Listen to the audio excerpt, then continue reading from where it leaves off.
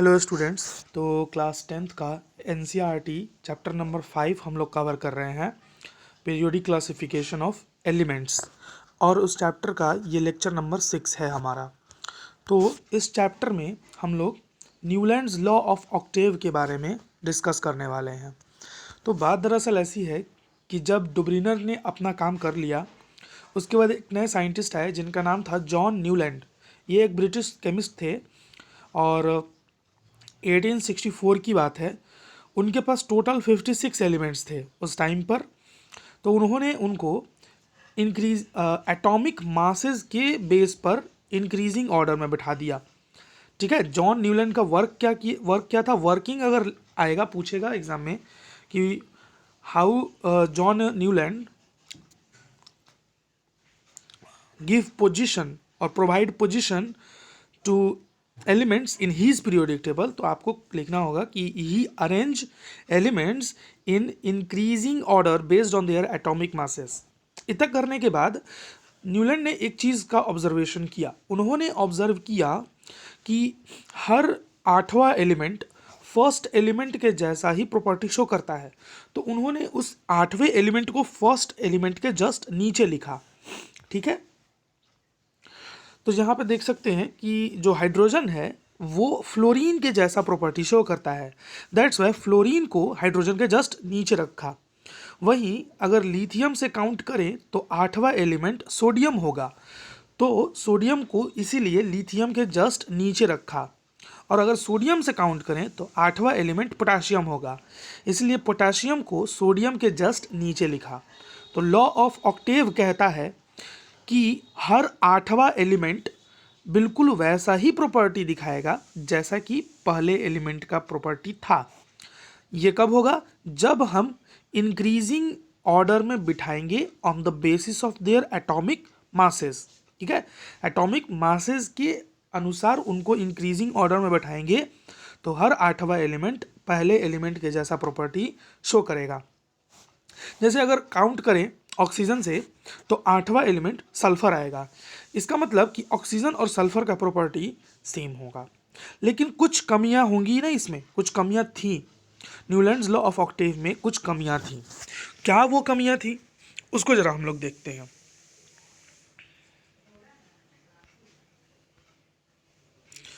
तो law of octaves का limitation क्या था, यही हम लोग डिस्कस करने वाले हैं। तो अगर आप इनके पीरियोडिक टेबल को गौर से देखेंगे तो आप पाएंगे कि हाइड्रोजन के जस्ट नीचे फ्लोरीन और उसके जस्ट नीचे क्लोरीन है, और उसके जस्ट नीचे कोबाल्ट और निकल है, उसके बाद ब्रोमीन है। तो हाइड्रोजन, फ्लोरीन, क्लोरीन और ब्रोमीन का प्रॉपर्टी जो है वो बिल्कुल सिमिलर है। लेकिन और ये भी देखें तो ये चारों जो है वो नॉन मेटल हैं, जबकि कोबाल्ट और निकल जो है वो मेटल हैं। तो उनका प्रॉपर्टी इन नॉन मेटल से बिल्कुल ही डिफरेंट होगा। वहीं अगर ऑक्सीजन का नोट देखें तो उसमें है O, S, Fe और Se। ऑक्सीजन, सल्फर जो है उनका प्रॉपर्टी काफ़ी हद तक सेम है, लेकिन Fe जो कि आयरन है, उसका प्रॉपर्टी तो ऑक्सीजन से काफ़ी वे दूर, बहुत ज़्यादा दूर है, काफ़ी अलग है। एक क्वेश्चन और है यहाँ पर कि इसको लॉ ऑफ ऑक्टेव्स ही क्यों कहते हैं।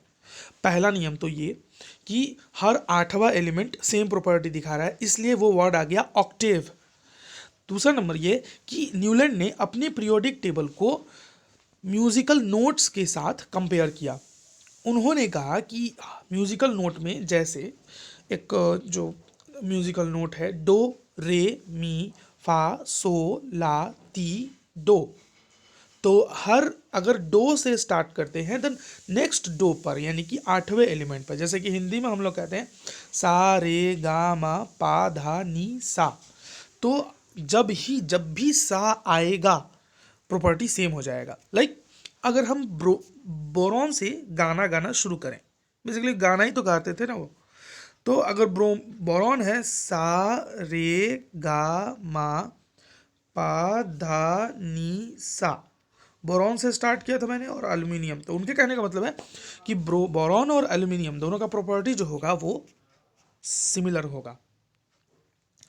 अगर हम फ्लोरीन से स्टार्ट करें तो सा रे गा मा पा धा नी और ये क्लोरीन पर आ गए सा, यानी कि फ्लोरीन क्लोरीन का प्रॉपर्टी सिमिलर होगा, उनके कहने का मतलब यही था।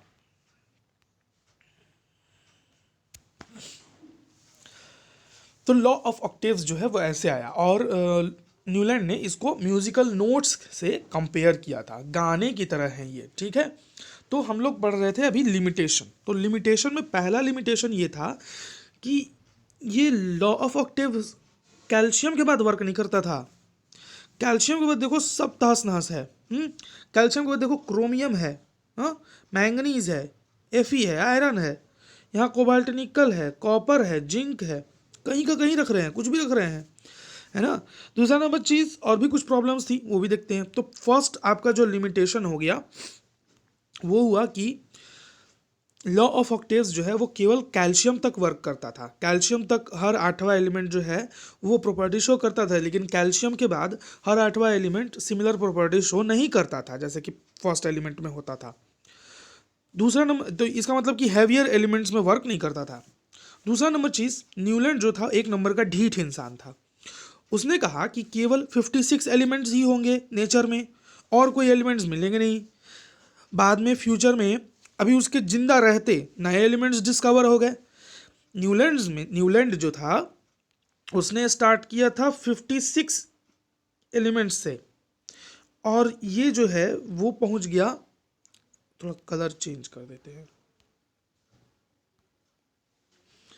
तो न्यूलैंड के पास 56 एलिमेंट से स्टार्ट किया था, और इसके जीवन काल में ही जो कलर थे वो हो गए 60, एलिमेंट्स हो गए 64। 8 नए एलिमेंट मिल गए यहाँ, 8 नए एलिमेंट मिल गए। तो ये तो न्यूलैंड के लिए भाई दिक्कत वाली बात हो गई। उसने कह रखा है कि नए एलिमेंट्स नहीं मिलेंगे फ्यूचर में, लेकिन नए एलिमेंट्स डिस्कवर हो गए, और उनको पीरियोडिक टेबल में जगह देना सरदर्द का काम हो गया।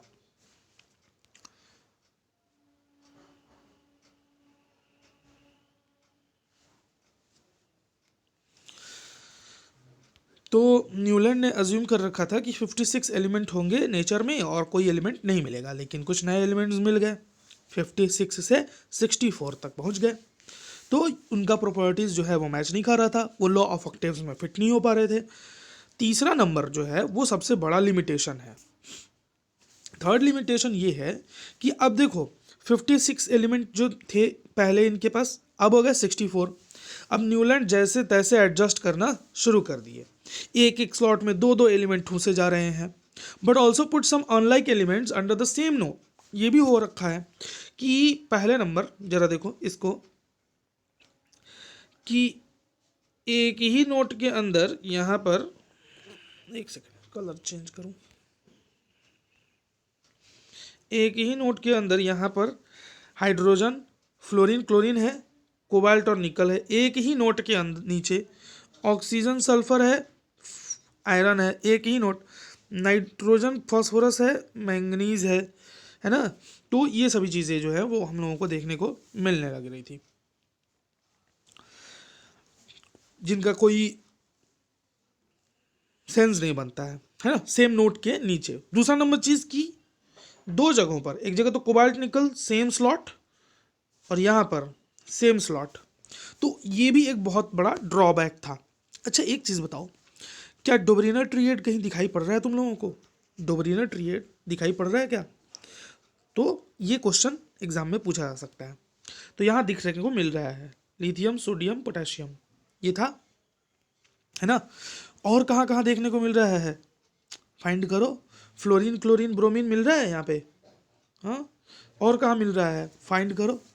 तो डोबरीना ट्रिएड को जरा खोजो कि क्या वो न्यूलैंड्स लॉ ऑफ ऑक्टेव में डोबरीना ट्रिएड जैसे के तैसे था या फिर चेंज हो गया।